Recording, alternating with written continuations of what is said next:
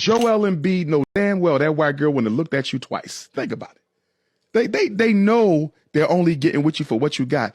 And our black men have such low self-esteem that they will marry away their wealth just to be seen in public with a white woman. That's a damn shame. No. Black queens forever, snow bunnies never.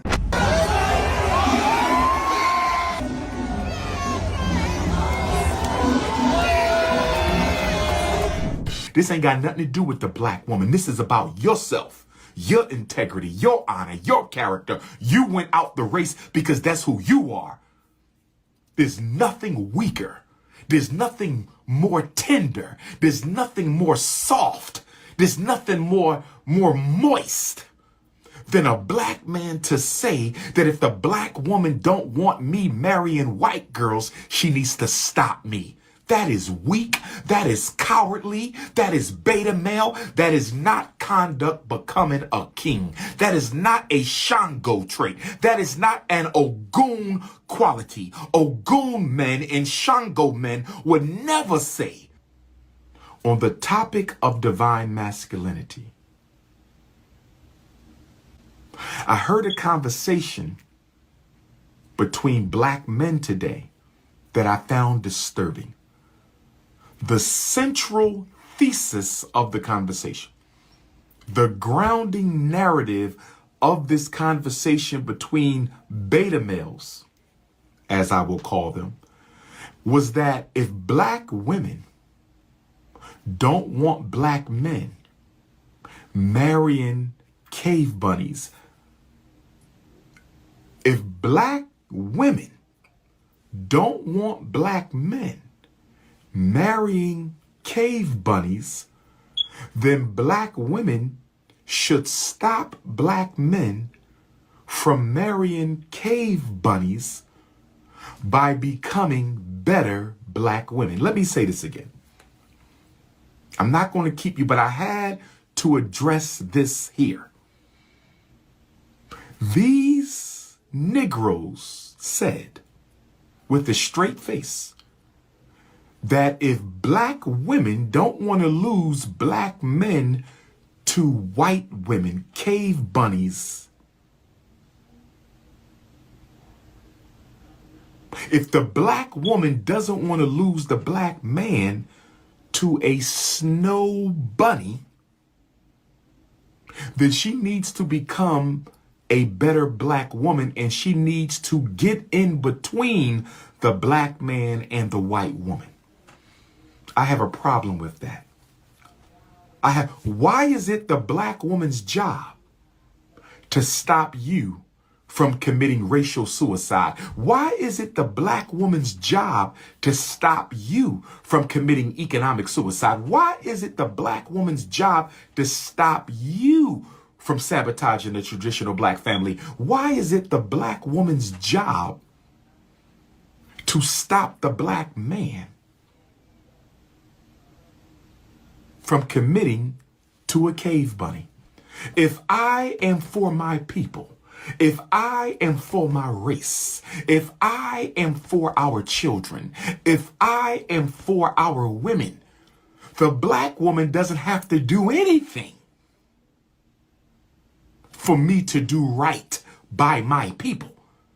The black woman should not have to be the black man's interventionist. If you're telling me that you need the black woman to stop you from being with a white woman, you're not worthy of being called a black man. You're not worthy of being called a black man. If you're telling me that the black woman has to stop the black man from going to the white woman, you're not worthy of being called a black man. Yes, black women have problems. Black women have problems, yes. Black men have problems, yes. We as a people have problems, yes. But don't make her an excuse for why you hate yourself. Don't make the black woman an excuse for why you take your education, your income, your earnings, your wealth, your investments, your retirement. Don't make her the scapegoat for why you want to go run around with Becky and Suzanne and Elizabeth and Patsy. Don't make the black woman the excuse for why you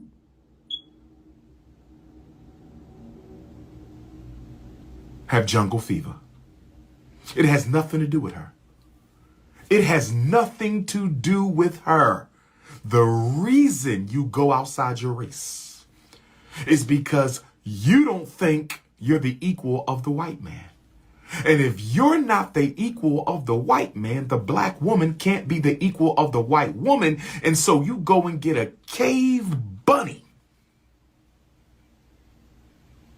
in order to make you feel better about yourself. See, by making the black woman inferior in your mind to the white woman, by saying the black woman isn't good enough for the white, isn't as good enough as the white woman, you're also saying the black man isn't as good as the white male. See, you can't say her blackness is less than the white woman's pale skin without at the same time indicting your own blackness. If she's not as good as the white woman, you're not as good as the white man. So I'm showing you how the inferiority complex of the Negro, and this is a Pan-African issue, and the excuse that some black men are giving me is it was okay for him to marry a cave bunny because he fell in love with her in high school.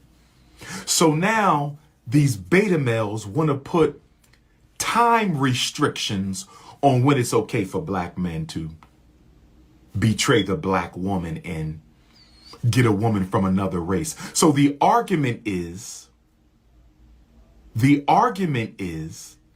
since he met her in high school, if you're making the excuse that it's okay for a black man to marry a white girl if he falls in love with her in high school,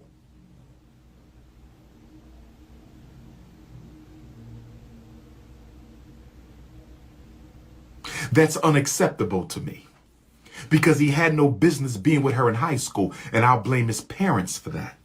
I don't care. It's not acceptable if he's 12. It's not acceptable if he's 21. It's not acceptable if he's 31, 41, 51, 61, 71, 81. He had no business dating outside the race.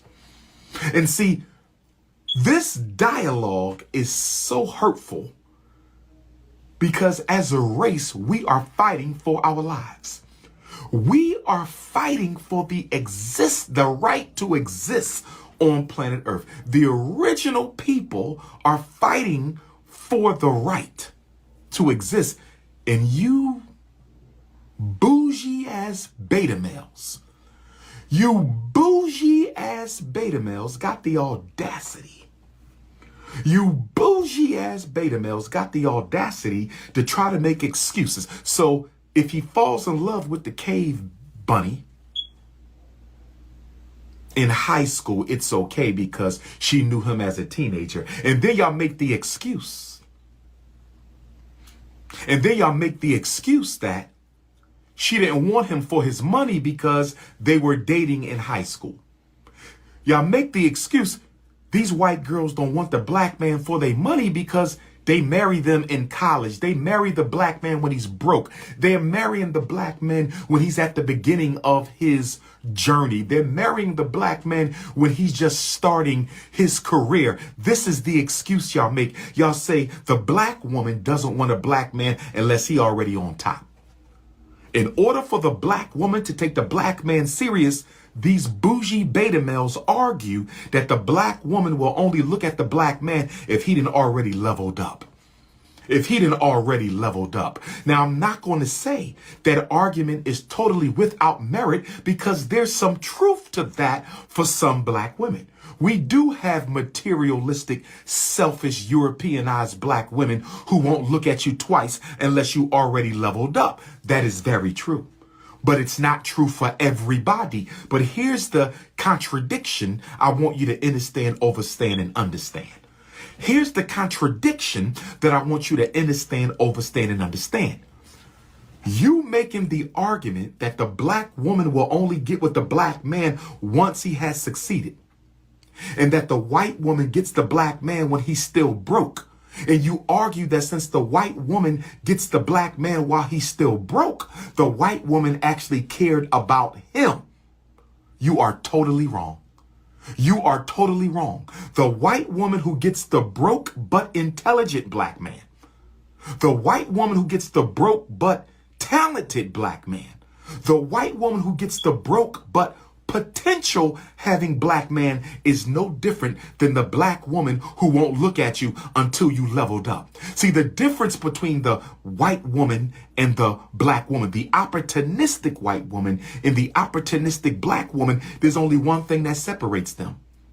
The only thing that separates the opportunistic white woman and the opportunistic black woman, the scheming white woman and those few black women who scheme, the only difference is the white woman knows how to pick out a good investment early and a black woman does not. I'm going to say it again. Let's understand, overstand, and understand. Let's understand, overstand, and understand. I'm going to say it again. The difference between the white female opportunist and the black female opportunist is the white female opportunist knows a good investment before she reaps a return. That's the only difference. The black woman doesn't understand investing. She only understands spending. And since she only understands spending, she won't see the potential. She won't see the greatness in the black man's schemes. She won't invest in it. She wants to see the final result. And that's why she loses out. The white woman will see his potential in high school. She will see his potential in college. She will see his potential in trade school. And the white woman will simply invest earlier. She goes along for the ride so she has more control over the prize. I'm going to say it again.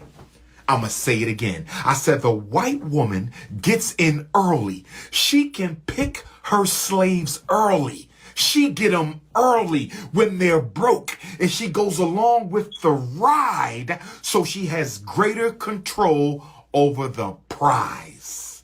That's the difference. That's the difference. That's the difference. The black woman, and I'm talking to my sisters out there. I'm talking to my sisters out there. You need to take a half a page out of the Snow Bunny's book. And black women need to start investing and selecting black men with potential early on. Because what happens is, before you meet the successful black man, the white woman had already snatched them up because she invested and selected in him early. So if the black woman doesn't start selecting her men before they become successful, I agree, she will lose them all. Because the white woman is a brilliant investor. She knows how to find. Look at the black athletes. And look at how most of the black Division I athletes are already engaged to white girls before they go to the NFL. They're already engaged before they go to the NBA. They're already engaged to the white girl when they leave high school. So the white girl identified the black man in high school. She identified the black man as a freshman in college. The white woman is taught to recruit the Negro early. Invest in him so you have more ownership of him. The black woman doesn't do that. And I'm not categorizing all black women. I'm talking about the ones who are so bent on getting a good man, but don't find him before he becomes what you need him to be. The white girl will find him. She will get pregnant. She will get engaged. She will do whatever she got to do. She hooks him early. Black women need you to win first. And because black women need you to win first, they often end up last. Because black women want to see the black man win before she commits. She's losing the black man.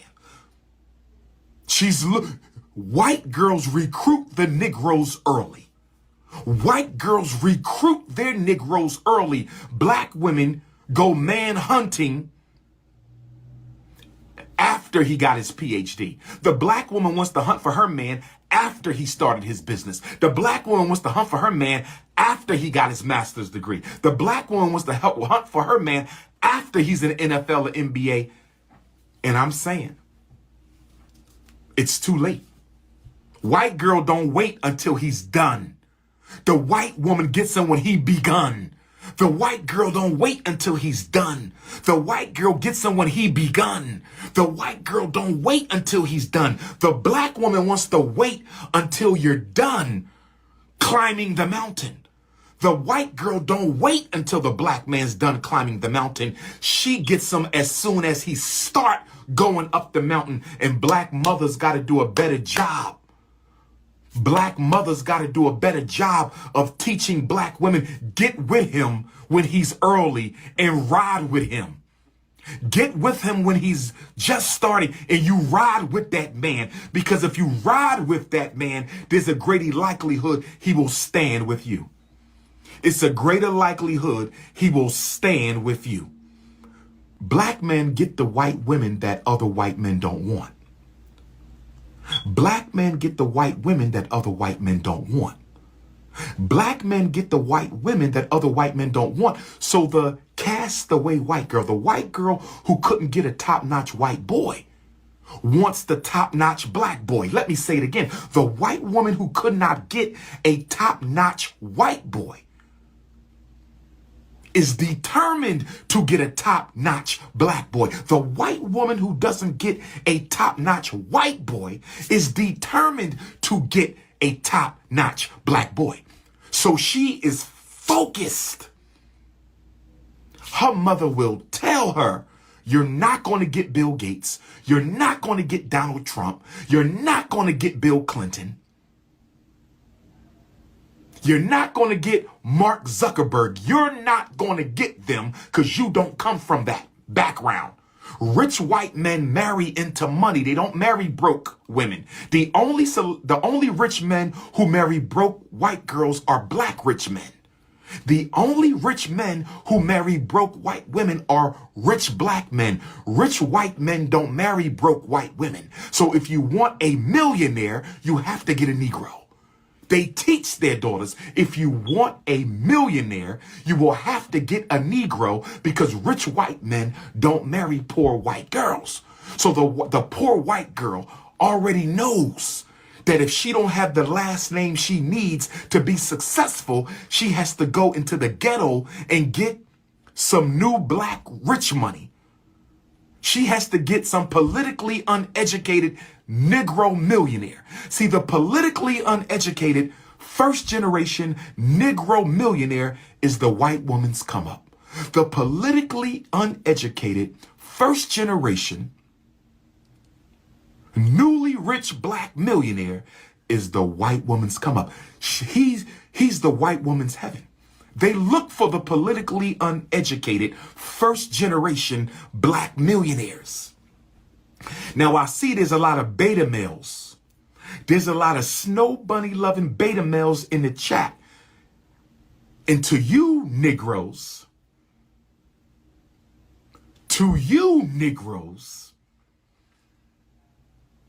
if you don't like the message, why do you keep tuning into the messenger? If you don't like the message, why do you keep tuning into the messenger? Click off the live. This live is for unapologetically African alpha males and unapologetically African females. If you're not an unapologetically African alpha male or an unapologetically African female, hop off the live right now. Hop off the live right now. You are a beta, a bougie excuse having beta, trying to use the black woman as a scapegoat and trying to use the black woman as an excuse and trying to use the black woman as your distraction from why you in love with non-melanated cookies. Nah, Negro, this ain't got nothing to do with the black woman. This is about yourself, your integrity, your honor, your character. You went out the race because that's who you are. There's nothing weaker. There's nothing more tender. There's nothing more soft.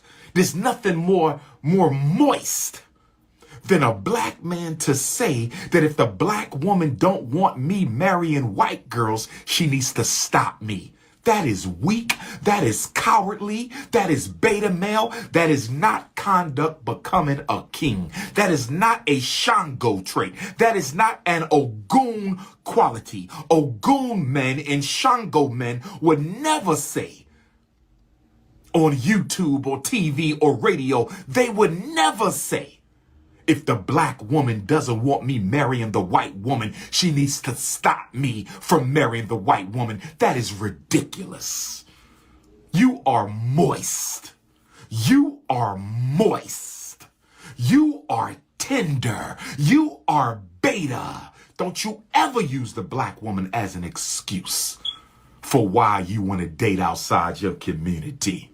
Negro, please. That's why we need the celebration in black masculinity. We're going to deal with this because there's no way we're going to talk about Shango power. There's no way we're going to talk about Orisha Shango power and we don't talk about this moist movement amongst bougie beta males. This moist movement amongst bougie black beta males that says it's the black woman's job to stop the black man from marrying white girls. Negro, please. We not having it. In the name of Dr. Amos Wilson, we not having it. In the name of Dr. John Henry Clark, we not having it. In the name of Dr. Yusuf Ben Yakinen, we not having it. In the name of Dr. Kwame Nkrumah, we're not having it. In the name of El Hajj Malik El Shabazz, we're not having it. In the name of Kwame Ture, we're not having it. In the name of Patrice Lumumba, we're not having it. In the name of Robert Sobukwe, we're not having it. In the name of Julius Nyerere, we're not having it. In the name of Henry Highland Garnett, we're not having it. In the name of Nat Turner, we're not having it. Oh no, sir. Let's talk about all these black men who sit on YouTube, podcast after podcast, gossip session after gossip session, intellectual masturbation clinic after intellectual masturbation clinic, and we ain't got no institutions in our community. I'm rolling through the Instagram feed and I'm seeing how this black man did this and this black man did this and this black man did this, and that's good. That's good. Support our brothers. They need it. But I don't see nobody celebrating nobody for opening a hospital. I don't see nobody celebrating nobody for opening up the clinic. I don't see nobody celebrating nobody for opening up the import-export network, the manufacturing network. I don't see that. I don't see the independent schools. I don't see the black independent grassroots banks. Don't tell me we doing good until you can show me an independent black community in North America. Don't tell me we doing good until you can show me an independent black community in North America. That's black school, black bank, black hospital, black supermarket. Until you can show me that, black men, we are losing. And we don't have to be losing. And in order to overcome the loss, in order to flip this and go back to the throne of the black man is not a physical thing. The throne of the black man is not a chair laced with gold. The throne of a black man is not inside of some palace. The throne of the black man is when you can sit at the seat of your community and say my women don't have to go to another man for anything. My children don't have to go to another man for anything. My elders don't have to go to another man for anything. For us to be the God kings that we want to be. For us to be the God kings that we should be. For us to be the divine masculine beings that Olodumare created us to be. We have to be able to look out for the best interests of every member of our race. And until the black man, I don't care if he in Africa, I don't care if he in Canada, I don't care if he in London, I don't care if he in Brooklyn, Philly, Texas, DC, Maryland, Chicago, Detroit, Little Rock. I don't care if he's in Brazil, Jamaica, Haiti, or Cuba. I don't care if he's in Venezuela or Mexico, until the black man can say, my race is all right because I made it that way. We can never call ourselves God kings. You have the potential to be a God king, but you're not a God king until you've taken care of our women. As long as a black woman got to go beg a white man for a job, we ain't serious. As long as black kids got to go to jail because they can't find a job, we ain't serious. And the last thing we better stop doing